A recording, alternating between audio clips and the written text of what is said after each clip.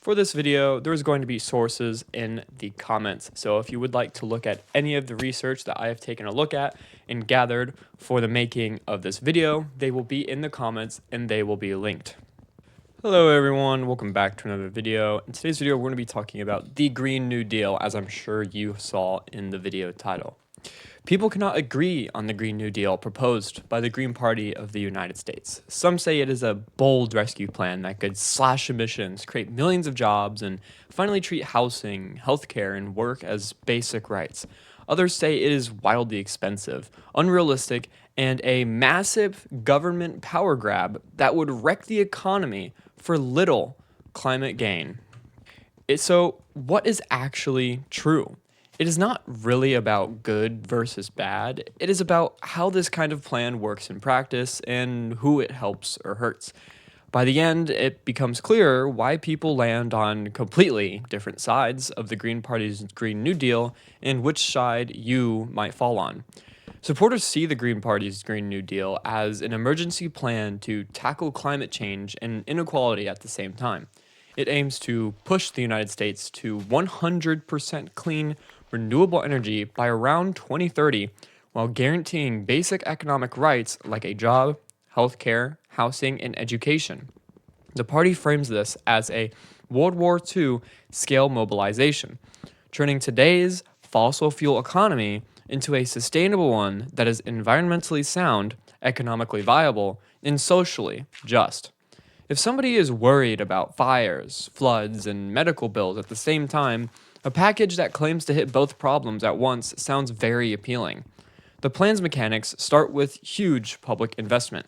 The Green Party's platform calls for creating roughly 20 to 25 million jobs through a publicly funded, locally controlled employment program focused on renewable energy, efficiency retrofits, mass transit, sustainable agriculture, and ecosystem restoration.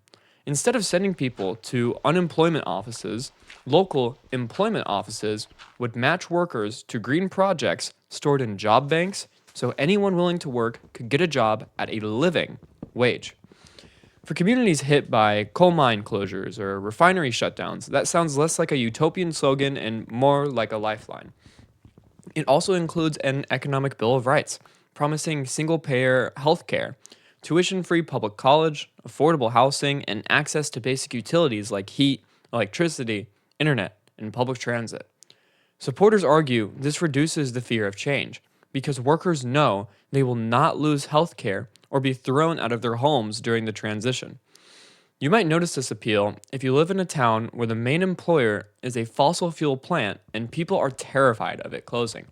A concrete example comes from research on Green New Deal style proposals more broadly, which suggests that large green investment packages could generate millions of jobs if paired with job quality standards and training programs, which is exactly the kind of design the Green Party emphasizes.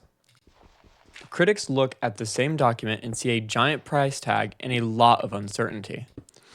Because the Green Party bundles rapid decarbonization with universal health care, free college, housing guarantees, and sweeping financial reforms, opponents argue that the true cost is in the tens of trillions of dollars over a decade.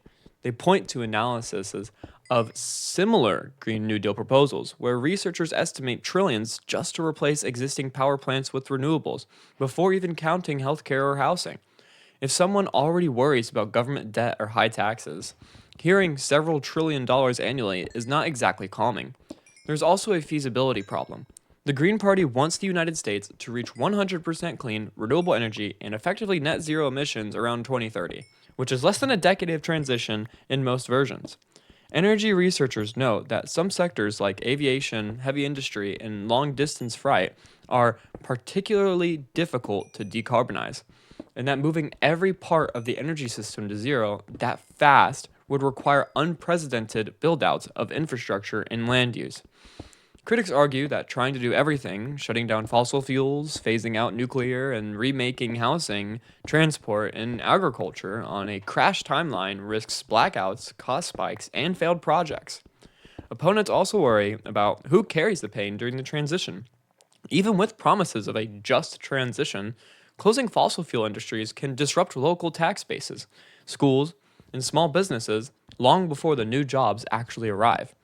Studies of abrupt energy transitions show that when policy designs fall short, workers can end up with lower paid jobs, temporary contracts, or being forced to relocate despite optimistic promises. One think tank analysis of a stripped down Green New Deal style carbon policy projected higher electricity prices, job losses in some sectors, and reductions in national output, which critics use as evidence that rushed transitions can hit working class households hard. So, how can two smart people stare at the same Green Party platform and see either a necessary rescue plan or an economic disaster? A big reason is different values. If someone cares most about avoiding climate catastrophe and views climate change as an existential threat, then a World War II style mobilization that overshoots a bit on cost still looks reasonable.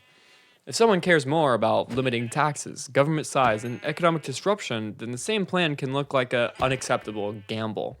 Experience also shapes reactions. A person in a coastal city, already dealing with flooding, smoke, or heat waves, may think we cannot afford to wait and see aggressive targets as the only responsible move. Someone in a shale or coal region who watched neighbors lose jobs after past policy shifts or market crashes may be skeptical that promises of millions of green jobs will actually reach their town. If you grew up seeing government programs fix problems, like the original New Deal's rural electrification or GI Bill, massive public spending feels like a proven tool.